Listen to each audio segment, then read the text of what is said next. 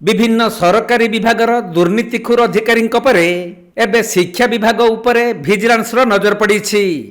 टंका हड़प करिथिबा अभियोगरे आदर्श विद्यालयर जणे अध्यक्ष को बांधिछि भिजिलांस।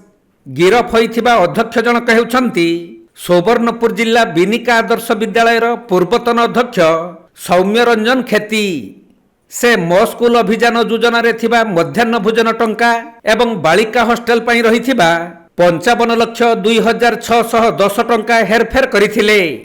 सही अभियोगरे आज भिजिलांस विभाग सौम्य रंजन को गिरफ करिछि।